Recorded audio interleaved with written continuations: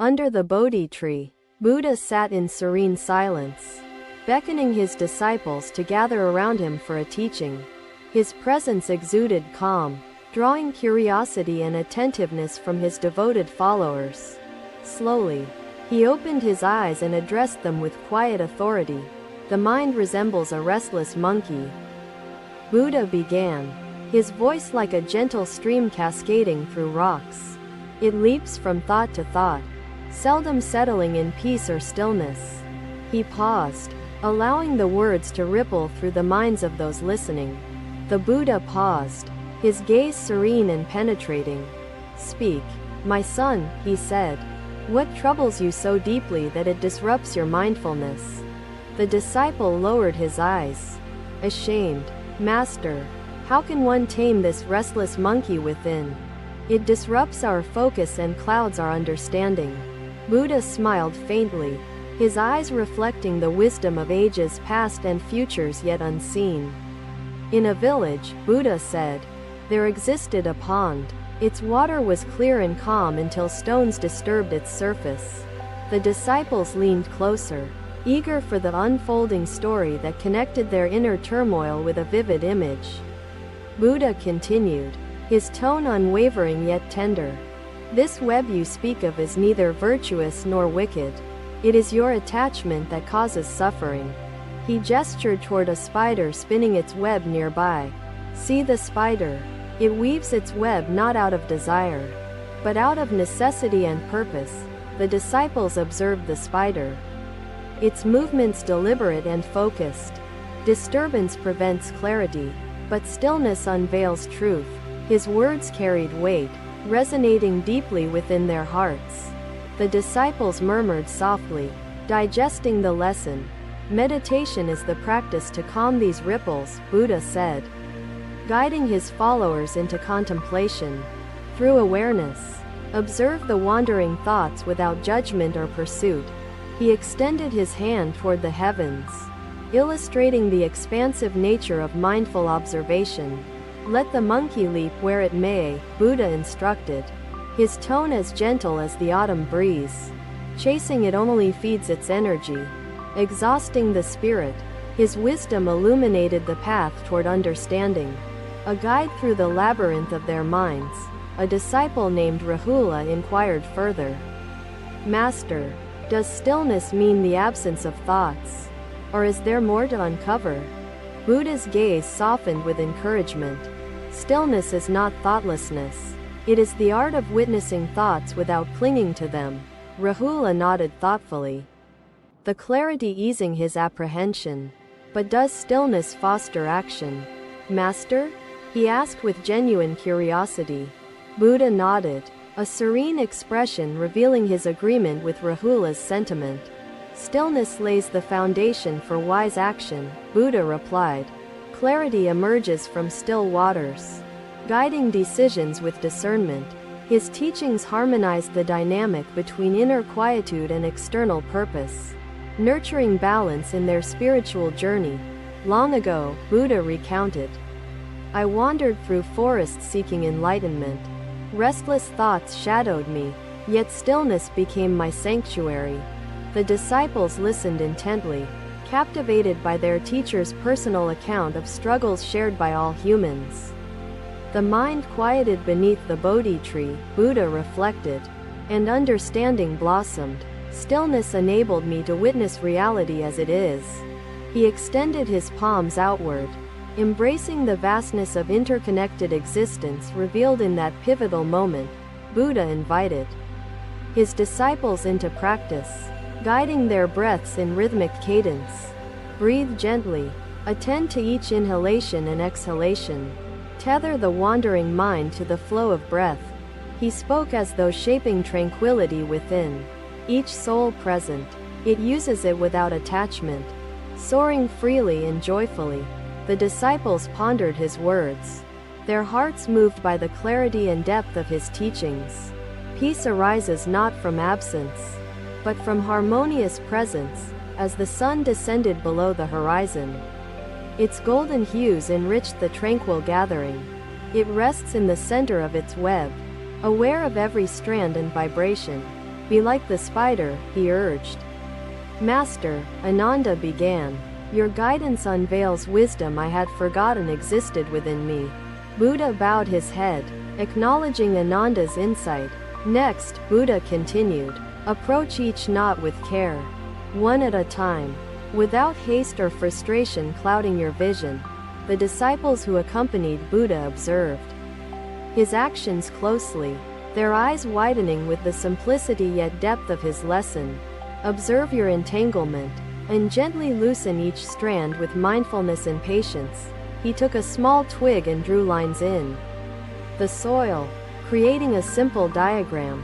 Buddha's faint smile mirrored his approval of Rahula's perseverance. You must cultivate patience, Buddha advised. Stillness, like ripples upon water, cannot be forced. It emerges naturally in its due time. His encouragement stirred hope within the disciples, providing them with reassurance against the challenges that lay ahead. Buddha rose, his movements deliberate yet unhurried, and extended his hand toward the sky. The vastness of the heavens reveals itself only to the still gaze that does not rush to capture it. His disciples followed his gesture, their hearts attuned to the universe's rhythm. The gathering under the Bodhi tree concluded, yet its teachings lingered within the hearts of those present. Buddha's lesson on calming the restless monkey mind had illuminated their path toward stillness and clarity. The disciples dispersed, each carrying the essence of the teachings into their journeys. Their steps tread lightly upon the earth, minds steadied by the wisdom imparted by their venerable teacher. Let this be your guiding principle. The disciples absorbed his words, their minds opening to new possibilities. Under the Bodhi tree, the night deepened, and stars adorned the canvas of the heavens. Buddha, in his stillness, reflected upon the timeless wisdom that continued to guide humanity's restless hearts. Another day, Buddha sat quietly in the shade, the murmur of the forest surrounding him like a rhythmic chant. His disciples gathered around him, eager for teachings, their hearts and minds open to the light of his wisdom. A young farmer approached Buddha, his face etched with worry and exhaustion. Master, he said, kneeling before him, my thoughts scatter constantly. I cannot focus on my work or even find peace within myself. Buddha gazed upon the farmer with compassion, his expression steady and full of understanding. The mind, like a wild horse, must be gently guided, Buddha said, his voice firm yet soothing. Without discipline, it bolts in every direction, leaving you unsteady. The farmer looked up, seeking more guidance. As Buddha leaned forward, beginning a new teaching. Imagine, Buddha continued, a cart engulfed in flames rushing through the narrow streets of a village. The villagers scream in panic, running for safety. The disciples leaned forward, their attention captivated by the vivid imagery Buddha conjured. As the day unfolded, the teachings resonated deeply within their hearts. They vowed to live by the principles of balance and mindfulness. With steady focus, he halts the cart, saving the village from destruction.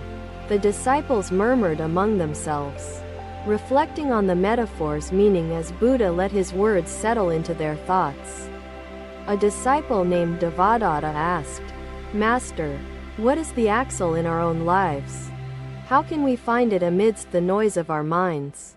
Buddha turned his gaze to Devadatta, nodding slightly before responding. The axle is the present moment, unwavering and firm. Focus on it, and the chaos loses its strength. The farmer, still kneeling, questioned hesitantly, Master, how do we anchor ourselves to this axle when our minds are so easily distracted? Buddha smiled, his demeanor calm and inviting. By cultivating mindfulness, he replied, you train the mind to return to the present moment, no matter how far it strays. Breathing is your first tool, Buddha continued, inviting all present to sit in quiet contemplation. Inhale deeply, exhale slowly, and let the rhythm of your breath anchor you. The disciples and the farmer obeyed, their breaths falling into sync with Buddha's words. Distractions will arise like sparks from a flame, Buddha said, but observe them without judgment, and they will lose their fuel. His teachings resonated deeply, touching the hidden struggles within each of his disciples. Their minds, though restless, began to quiet. Buddha's voice carried the weight of truth as he spoke again. Focus is not about exclusion but gentle guidance. Like steering a boat across a river's currents. He paused, allowing his followers to internalize the significance of this statement. A small device lay there, glowing faintly. This device, Buddha said, is a reflection of the human mind's creations. Force creates resistance. Focus arises naturally when the mind is guided with patience and awareness. Subhuti bowed his head, the answer dissolving his confusion. Master, he said, your words show me that focus is not a struggle but an art of returning. He placed the device on a smooth rock and knelt beside it. The disciples formed a circle around him, their curiosity growing. Yet, I found focus through stillness. The disciples listened intently, drawn to the humility and universality of their teacher's journey. His struggles mirrored their own. The mind is like a rushing cart, Buddha said. But by holding onto the axle, its momentum can be halted. His analogy etched itself into their consciousness, a guiding principle to carry into their lives and practices. The farmer, now visibly calmer, spoke again. Master, your teaching gives me hope. But what if focus eludes me despite my efforts? Buddha's reply was both tender and resolute. Effort must be met with acceptance. Release the need for perfection, and focus will come. Imagine a musician tuning a lute, Buddha continued. Too tight and the string snaps. Too loose and it will not play. His metaphor illustrated the balance required in practice. Resonating deeply with his followers, the path to focus, Buddha said, is neither rigid nor lax but a middle way that nurtures the mind's natural rhythm. The disciples murmured softly, their hearts absorbing the profound simplicity of this wisdom. They sat taller, their postures reflecting newfound inner harmony. Buddha encouraged them to practice mindfulness in daily life, weaving focus into their every action. Walk with awareness, he advised. Eat with gratitude, and speak with intention. Let focus transform the mundane into the sacred. His words illuminated the interconnectedness of their practices with their lives. The flames of distraction, Buddha concluded, may rage, but a focused mind stands like a still mountain amidst the storm. He stood, his movement graceful and deliberate, embodying the calm focus he had instilled in his disciples. As the sun dipped below the horizon, its golden rays casting a final glow, the disciples sat in quiet meditation. The farmer, now filled with hope and purpose, bowed deeply before leaving, his steps lighter, his heart unburdened. Under the canopy of the forest, Buddha watched his followers, their practice echoing the timeless teachings he shared. His serene expression reflected the infinite patience of one who guides without demand. Trusting the seeds sown will one day bear fruit. The night unfolded in tranquility, the teachings of focus and mindfulness rippling outward like the gentle waves of a still pond. Buddha, under the vast expanse of the heavens, remained a silent witness to the transformative power of his own words.